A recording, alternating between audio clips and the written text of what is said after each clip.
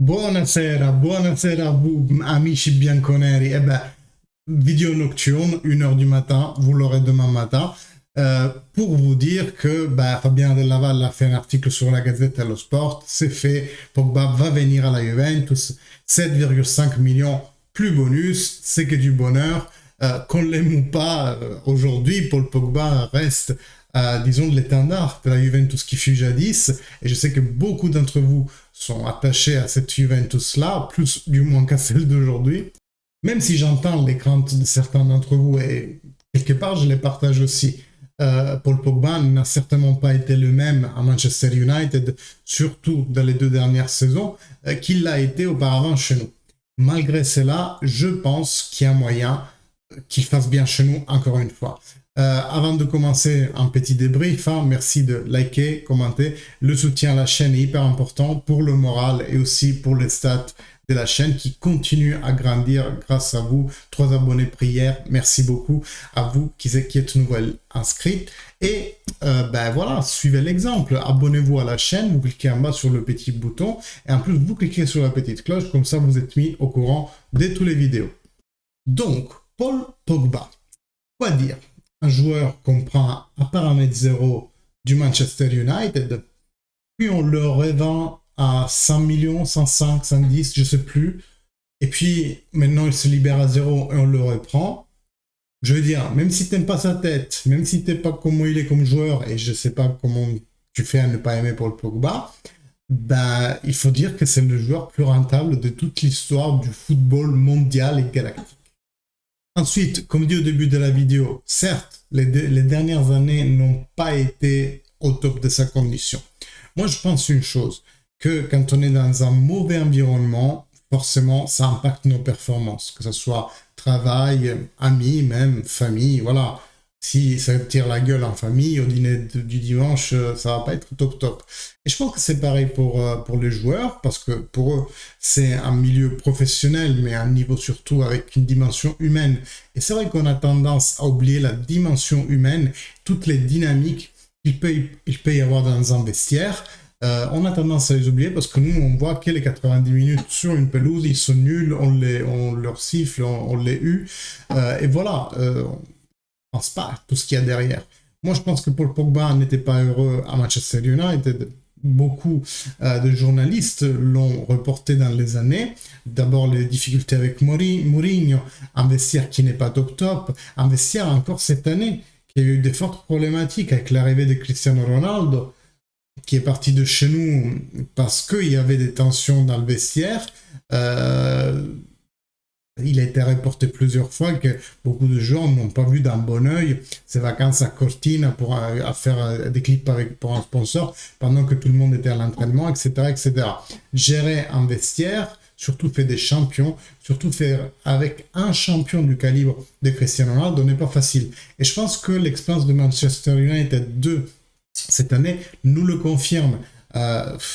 Chez nous, on a changé 3 entraîneurs dans les 3 ans de Cristiano Ronaldo. Chez eux, maintenant, ils ont changé à Ragnick, maintenant ils ont pris Tenag. Est-ce que Ronaldo va rester vu que le Manchester United n'est pas arrivé en Champions League cette année? J'en sais rien, mais ce que je veux dire, c'est que à la fin, je ne dis pas que c'est un fouteur de merde, mais il y a des dynamiques dans un vestiaire et il faut aussi que l'entraîneur ait cet acte de gérer un gros champion, une diva, disons-le, ou utilisons le mot qu'il faut, comme Cristiano Ronaldo, ou un vestiaire fait de plusieurs champions.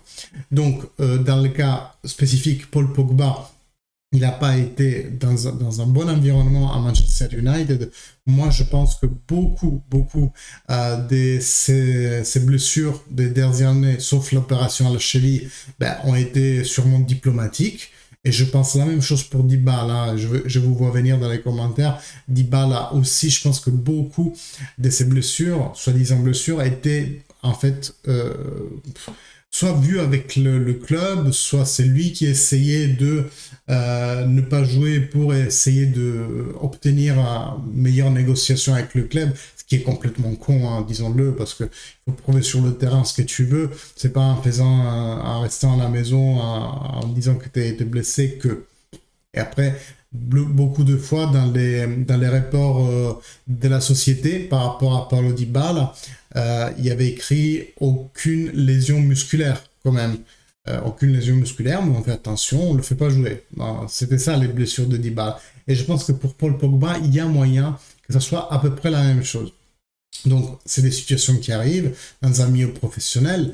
Moi, je pense qu'en revenant dans un milieu qu'il connaît, qu'il a apprécié, je ne sais plus qui sur Juventus racontait une anecdote comme quoi il était arrivé 5 minutes de retard et Conte ne l'avait pas fait jouer. Il le dit, on se voit lundi. Paul Pogba aime aussi voir qu'il y a un cadre strict. Donc, bah, oui, c'est peut-être un peu un rebelle, mais si on le laisse faire, c'est sûr qu'à la longue, ça cause des situations où lui-même se relâche. Et au final, ça donne rien. Donc bon, peut-être que revenir dans une ville où il est aimé, où il connaît beaucoup de monde, il a vraiment un entourage proche à Turin, en revenant dans une équipe qui le connaît, que lui il connaît, qu'il aime et qui l'aime en retour, peut-être qu'il peut redevenir le Pogba d'avant. Certes, avec peut-être moins de puissance physique qu'il en avait à l'époque, mais je pense aussi avec beaucoup plus d'expérience qu'il en avait à l'époque. Donc peut-être que ça peut se contrebalancer et pour pas... parce qu'on m'a dit sur Twitter, vous crachez toujours sur la Serie A et vous mettez en avant la première. Ben, la première, c'est un meilleur championnat que la Serie A depuis des années maintenant. Mais pour pas dénigrer la Serie A, moi je pense que un Pogba moyen, bref, je vais y arriver, en Première Ligue, va quand même être un très très bon joueur pour le niveau actuel de la Serie A. Après, en Europe, c'est tout à confirmer, mais je pense qu'il ne répétera pas les mauvaises performances vues au Manchester United, surtout que dans la Juventus, il aura vraiment le rôle central. Il était aussi mal employé, ce qu'il faut dire, notamment par Mourinho, dans le Manchester United. Là, il pourra être le milieu de terrain d'insertion, d'attaque dont la Juve a besoin.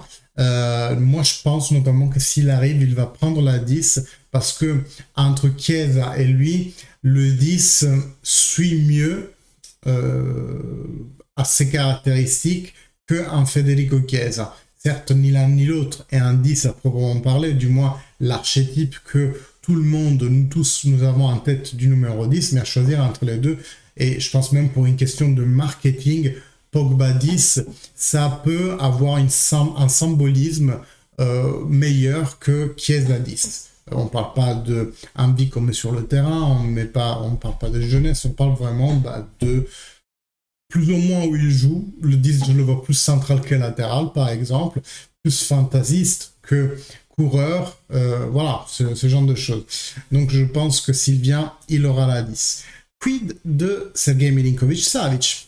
Et je vous avais dit dans les vidéos précédentes que j'ai l'impression que la Juventus, oui, vise sur Pogba, mais sans oublier que Milinkovic-Savic peut être aussi un coup de mercato. Pour moi, c'est pas tellement déconnant.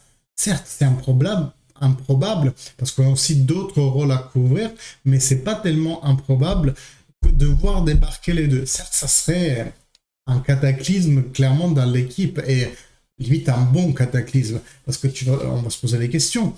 Locatelli, par exemple. Alors, ça sera un milieu à 3. Vous imaginez Savic, Pogba, Locatelli? Je vois là Locatelli devant la défense. Waouh!